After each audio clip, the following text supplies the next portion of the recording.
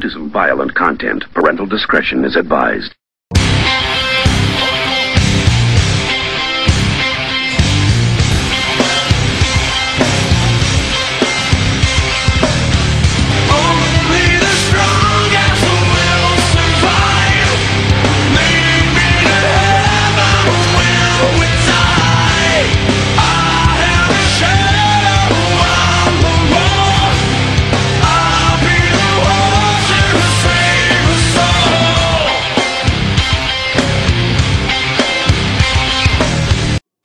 Buckle those seatbelts, Sooners. Here we go. 2010 for the Sooners. Here we go. Brand new season. And guys, I wish I had a more technical or sophisticated way of saying this, but this is it. For Oklahoma, it's time to put up or shut up. 2010 season, because guess what, guys? The rebuilding year, it's gone. It's done. It's over with. It came a year early. God. That season was so painful, Sooner fans. That was seriously one of the most painful things I've ever had to done. I mean, I've ever had to do here on YouTube. Oh God. I mean, after that season, you can't say that we Oklahoma fans don't know how to show up for our team and cam up after losses. No, sir. No, sir. It sucked to have integrity on YouTube last season for an OU fan. It sucked. Let me just tell you that right now. But, oh, man. Everything that could have gone wrong for us last season did go wrong. I don't want to know how many injuries on the offensive line, losing Sam, losing the best tight end in the country, getting our best wide receivers banged up from time to time, getting defensive guys banged up from time to time. The offensive line was in such shambles that we had to convert tight ends to come in and block. I mean, God, but here's the good news, Sooner fans. Here's the good news right now. It sucked back then, but now we're reaping the benefits of that injury late in 2009 season. We're reaping the benefits now in the form of all that inexperience that was on the field last year is now experience. And guys, I'm not going to sit here and make those bold, ambitious predictions that I did last 2009 for the Sooners, because obviously that didn't work out, and that was operating under other assumptions because, you know, we had just come back from the national championship game, and when you do that, of course you're going to think you're going to repeat, especially if you return the majority of your talent. Why wouldn't you think that? But no, it didn't happen. But I'm going to tell you this. I'm going to tell you this, guys, right now. I have a really, really good feeling about this season. I don't know why. I don't know where it comes from. I just got a really good feeling. And it's not like the good feeling I had 2009. No, it wasn't grounded on anything. But this is the kind of feeling I remember having back in the 2008 season, my first season here on YouTube. After Texas Tech beat Texas, and I got the feeling, and if you go back through my videos, you'll find one that's entitled "The Wheels Are in Motion," in which I say, no, a path has basically just been opened up for us to go to the national championship, and I think we're going to do it, and we did. It's like that feeling, only better. Only better for this season, guys. I mean, wow. I mean, when you think about all the guys we got coming on the field for us today, first of all, Landry Jones is now officially the captain of our offense. He's bulked up. He's no longer living in Sam Bradford's shadow anymore. Guys, I think he's going to have a breakout year, and so is Ryan Broyles, definitely. I'm excited about, especially about this wide receiver core nowadays. I mean, when you got Ryan Broyles, Kenny Stills as a freshman coming in, and Joe Bendias, J-Way Shocks, and I saw the flashes of brilliance that he had in that spring game. I am really excited for Kenny Stills. Really excited. Cameron Kenny's coming into the rotation, and he made some great catches for us last season. I didn't think he was the guy, but clearly he's made some improvements if Stoops is going to put him out there in the front rotation. We're going to see more of Brandon Caleb, maybe Dewan Miller. That's going to be really great. The offensive line, I'm actually excited about that now. I mean, of course, that's what everyone's saying. ESPN, everyone, that's what they're saying. What's Oklahoma's question mark? Offensive line. And they're right to say that. That was our Achilles heel last season, and everyone knew that.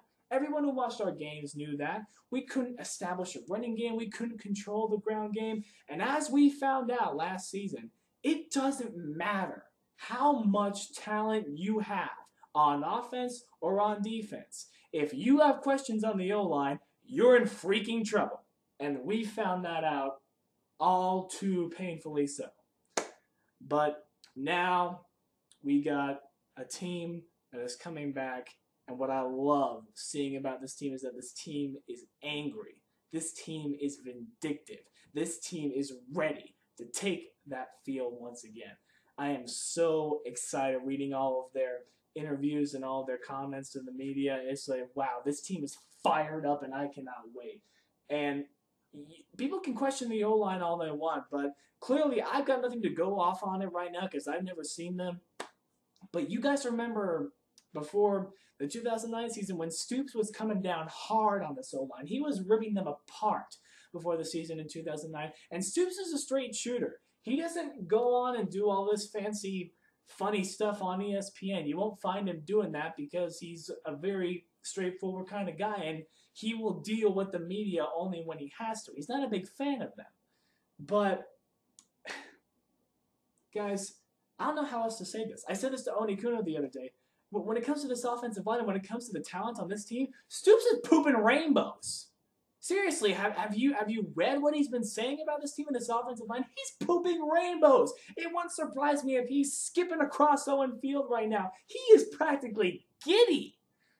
Every time he goes on the radio, he's practically giddy about this team, and it's almost frighteningly giddy. I'm like, wow, Bob, I haven't seen you this happy in a while now. Huh. Well, that gets me excited, of course, and but not just the guys on offense. And on that offensive line, I can't wait to see Ben Hayburn come back, Stevenson fully healthy, Brandon, if he stays off the penalties more, I'm excited about. Ickert, I'm excited about. Tyler Evans, all those guys. I'm really excited to see all of them come back and be healthy and get ready back into it. I'm excited to see Trent Rattery at the tight end position. I am. He showed flashes of brilliance at Oklahoma State and at Stanford. And that Stanford game, I don't care that it was Stanford, because Stanford is a legit team. Their running back was a freaking Heisman candidate. And they're all poised to take the Pac-10 if they beat everyone. Heck, Andrew Luck could be on the... Andrew Luck's already on the Heisman watch list. I mean, it's like I said about that Sun Bowl. Only Oklahoma could land somewhere in a Sun Bowl and still get a formidable opponent in Stanford. I don't care how few points it was a victory over. I don't care about that. Oklahoma came together and made a great end to the postseason. They were clutch when they had to be, and probably that was never illustrated more than when Adrian Taylor suffered that gruesome leg injury, yet another injury during that game, and had to be carted off the field, but Gerald McCoy chased after him. They were pointing at each other. They were yelling at each other, getting fired up. They were not going to go out like that. And they're not going to take the field and go out like they did last time. And I am excited about this defense. I'm excited about Travis Lewis coming in. And just taking the captain role. He's really getting this attitude about him. I can't wait. I can't wait for Jeremy Beal from Seatown, Texas, my hometown. Can't wait for him. Can't wait for Adrian Taylor. Can't wait to see how he's doing. Ronell Lewis, the Hammer. Oh, I'm excited about him, guys. It's almost unhealthy how excited I am about him. It's just what he did to those two kick returners of Stanford. He's a freaking wall. When they hit him, they stopped moving and fell back. He's got that explosiveness off the line, and he's got that force to take anyone down if he builds up enough speed. And I'm so happy that he's on the defensive line. I cannot wait. Cannot wait for that. I'm excited about Quentin Carter and Jonathan Nelson at corners. I'm really excited about everything about this team. I'm not so excited about the kicking. I'm going to go ahead and trust Stoops that he put Patrick O'Hara out there. Kicking's an issue. I'm going to go ahead and say kicking's an issue. But guys, I'm going to go ahead and say it. I am really, really excited about this season. Really excited. I've just got a really great special feeling. This team can do it, guys. I'm not saying they will, but they can. They have the capability to win out and hoist that last Big 12 championship trophy up. To be the last Big 12 champions before conference expansion takes it away. They've got that capability. I mean, I look at the schedule, and it is full of formidable opponents to get us ready when we have to be, get us the experience when we need to be. And this is going to be a great season, guys. So, for all of you who enjoyed pointing and laughing at Oklahoma last season, especially if we get to play you again, well, I sure hope you're ready once again. Because we are coming for each and every single voice of disrespect this season. And go ahead, leave your mocks at the bottom. I don't care anymore. At this point, no team on this schedule scares me. That's how good of a feeling I have in this season. None of you scare me. Texas, you don't scare me. Florida State, you don't scare me. A&M, you don't scare me. Oklahoma State, you've never scared me. Tech, you don't scare me either. You suck every time you come to Norman. You don't scare me. So, guys, I'm not looking ahead at anyone right now. The only one in the Sooner sights is the Utah State Aggies. Utah State, welcome to Norman. Get ready to be rocked. Boomer Sooner, Raw Oklahoma, fight for OKU. There's only one Oklahoma, baby. Let's take the field.